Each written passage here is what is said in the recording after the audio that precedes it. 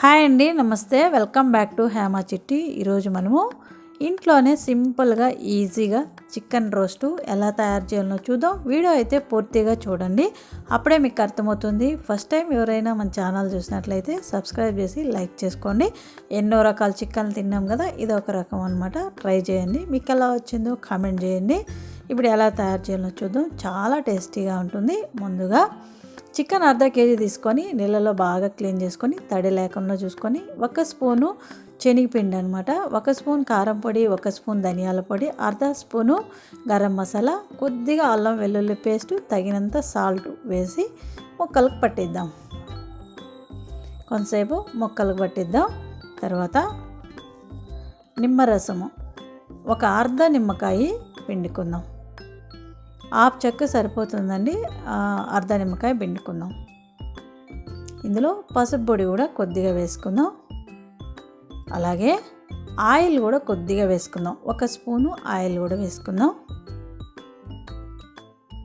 కొద్దిగా chilli flakes అనమాట, ఇది పూర్తిగా ఆప్షనల్, ఉంటే వేసుకోండి లేకపోతే పర్వాలేదు. ఆయిల్ 1 స్పూన్ వేసుకోండి. వేసుకొని ఇదంతా బాగా ముక్కలకు పట్టించి ఒక 2-3 నిమిషాలు బాగా చేత్తో కలిపామంటే ముక్కలకు బాగా పడుతుంది. మనం నిమ్మరసం వేసిన దానివల్ల కొంచెం సాఫ్ట్ వస్తుంది. ఒక హాఫ్ అన్ అవర్ మూత పెట్టి పక్కన పెట్టేయండి. ఒక హాఫ్ అన్ అవర్ పక్కన పెట్టేయండి మ్యారినేట్ చేసి. తర్వాత స్టవ్ మీద ఆయిల్ వేసి కొద్దిగా వేసుకోండి. ఆయిల్ చికెన్కి చాలా ఆయిల్ అవసరం లేదు, కొద్దిగా ఆయిల్ వేసుకొని ఒక్కొక్క పీస్గా వేసుకుందాం. ఒక్కొక్క పీస్గా వేసుకొని 2 పక్కల తిప్పించి బాగా కాల్చుకుందాం. చాలా టేస్టీగా ఉంటుంది. మనం ఎన్నో రకాలు చేసాం కదా, ఇది ఒక రకం చేసి చూడండి. చాలా డిఫరెంట్గా ఉంటుంది, చాలా బాగుంటుంది చికెన్ రోస్టు. ఒక్కరే అర్ధ కేజీ ఒక్కరే తినేయచ్చు, అంత టేస్టీగా ఉంటుంది. నేను ఎలా చెప్పానో అలా చేసి పెట్టండి. ఇంట్లో కూడా ఇష్టంగా తినేస్తారు పిల్లలు. ఈ కాలం పిల్లలు చికెన్ మాత్రమే, ఓన్లీ చికెన్ మాత్రమే ఎక్కువ ఇష్టపడతారు. చికెన్లోని ఎన్ని వెరైటీస్ ఉన్నాయి, అన్ని వెరైటీస్. వీక్లీ 1 వెరైటీ చేశారు అంటే ఇష్టంగా తినేస్తారనమాట. అంతే. ఇలా కాలిన తర్వాత ప్లేట్లోకి తీసుకునేద్దాం.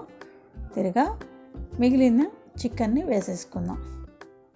ఇలాగే మనం ఎంత మ్యారినేట్ చేసి పెట్టామో మొత్తం వేసేసుకోవాలన్నమాట.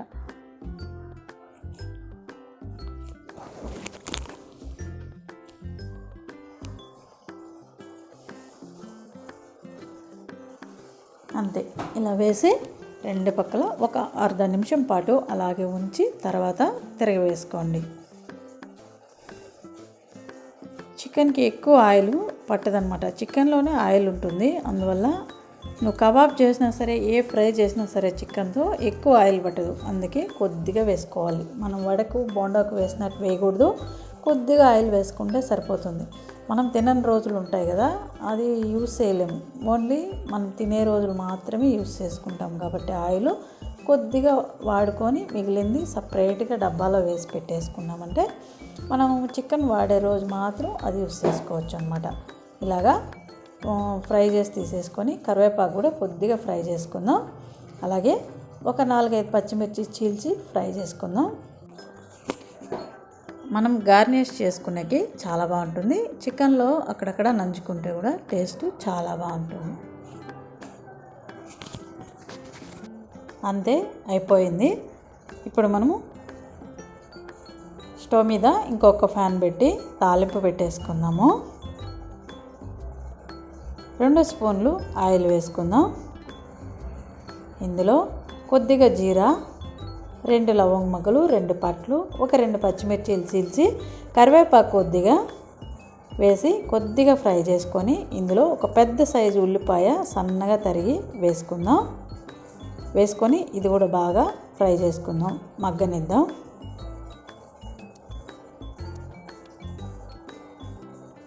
అంతే, ఇది మగ్గింది. అల్లం వెల్లుల్లి పేస్టు కొద్దిగా వేసుకుందాం. పసుపు పొడి కొద్దిగా వేసుకొని పచ్చివాసన పోయేదాకా అల్లం వెల్లుల్లి పేస్టు ఫ్రై చేసుకుందాం. ఇందులో కారం పొడి కొద్దిగా,